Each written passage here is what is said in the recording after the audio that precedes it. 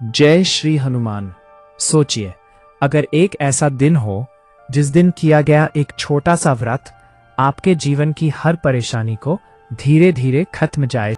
किसी खास में हो, गरीबी हो या बीमारी, रिश्तों में तनाव हो या काम में रुकावट, सब कुछ ठीक होने लगे। और ये सब संभव हो सिर्फ एक सच्चे मन से किए गए मंगलवार व्रत से।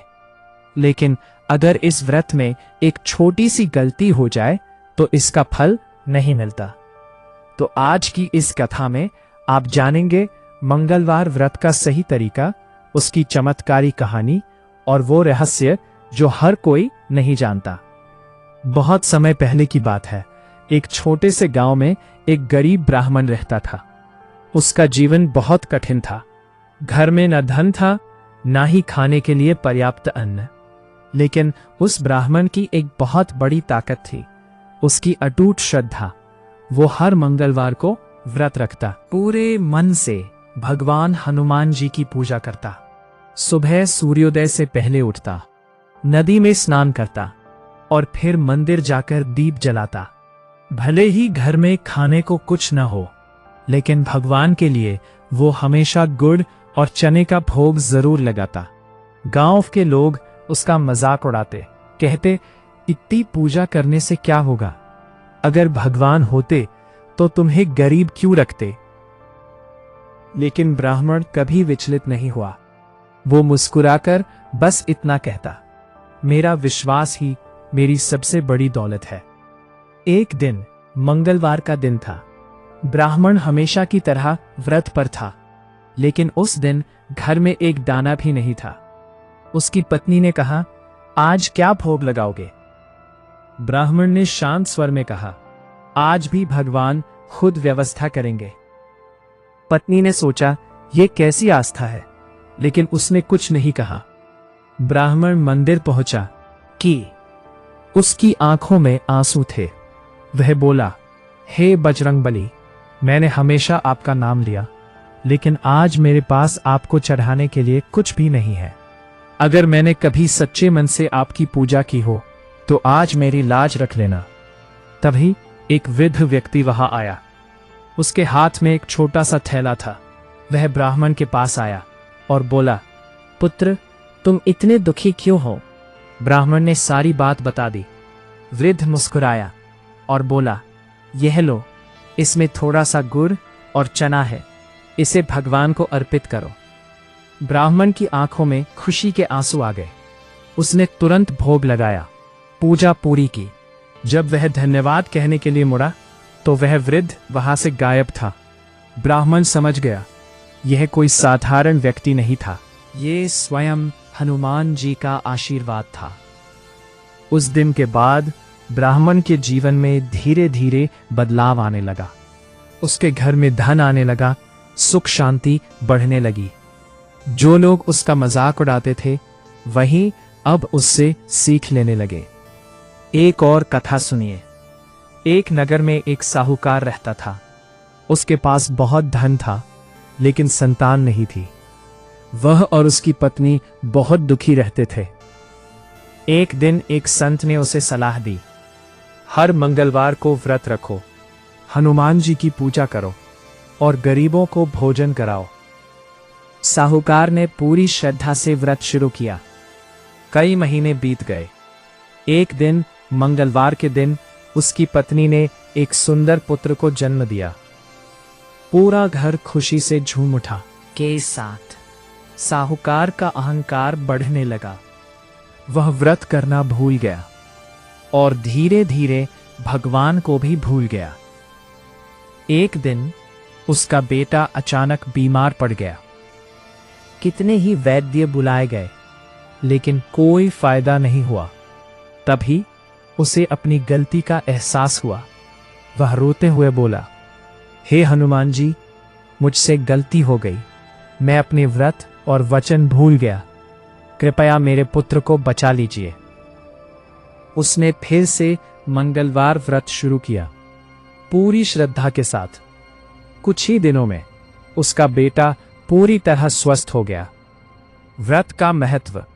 भक्तों, मंगलवार व्रत केवल एक नियम नहीं है, यह विश्वास की पेक्षा है। यह हमें सिखाता है कि कठिन समय में भी हमें अपनी आस्था नहीं छोड़नी चाहिए।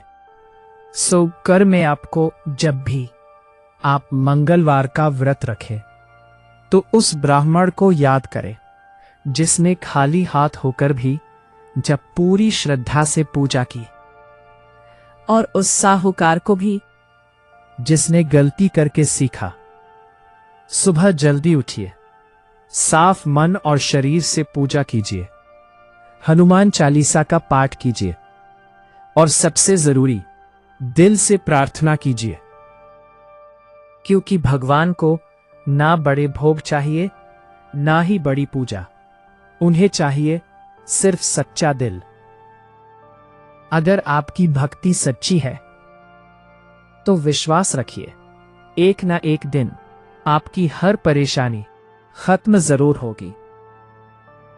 तो भक्तों, अगर आप भी अपने जीवन में सुख, शांति और सफलता चाहते हैं तो हर मंगलवार सच्चे मन से व्रत रखें और हनुमान जी का नाम लें, क्योंकि जहां सच्ची श्रद्धा होती है वही भगवान का वास होता है।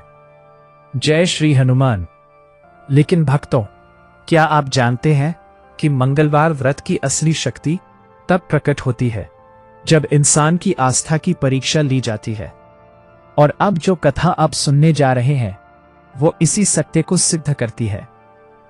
तीसरी कथा, परीक्षा की घड़ी।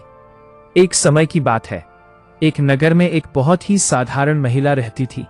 उसका नाम था सीता।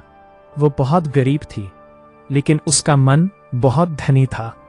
हर मंगलवार वो पूरे नियम और श्रद्धा से व्रत रखती और हनुमान जी की पूजा करती। उसका एक छोटा सा बेटा था जिससे वो बहुत प्रेम करती थी। दिन मंगलवार का व्रत था। सीता ने सुबह स्नान किया, घर को साफ किया और पूजा की तैयारी करने लगी। तभी उसका बेटा खेलते खेलते गिर गया और रोने लगा। सीता का मन घबरा गया।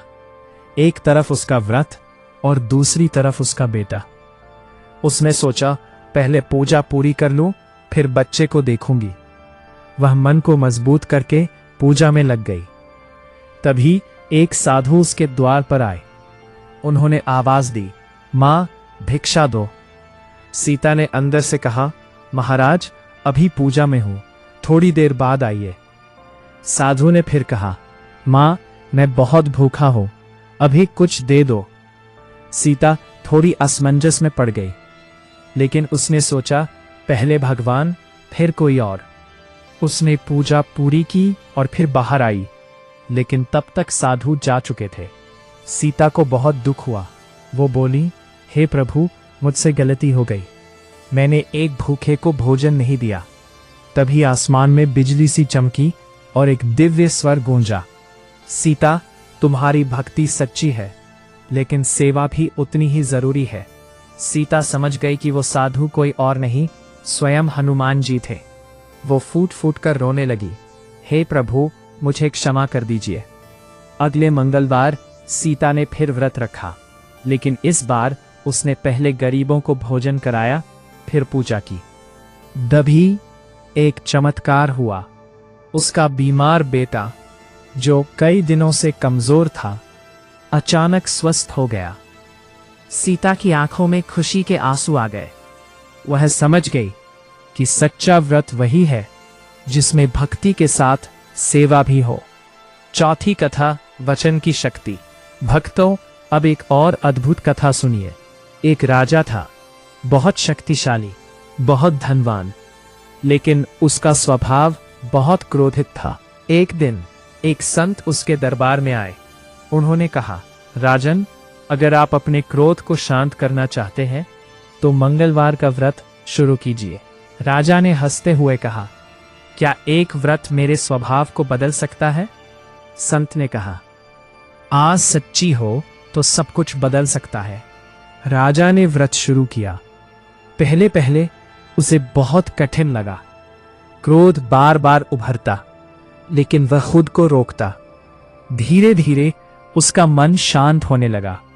उसकी सोच बदलने लगी। एक दिन उसके सामने एक अपराधी लाया गया जिसने बड़ा अपराध किया था। पहले का राजा होता तो तुरंत सजा दे देता, लेकिन अब उसने शांत मन से फैसला लिया। उसने अपराधी को सुधारने का मौका दिया और कुछ ही समय में वह अपराधी एक अच्छा इंसान बन गया।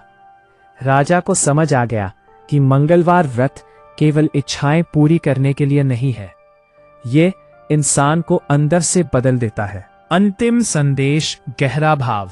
भक्तों, इन सभी कथाओं का सार एक ही है।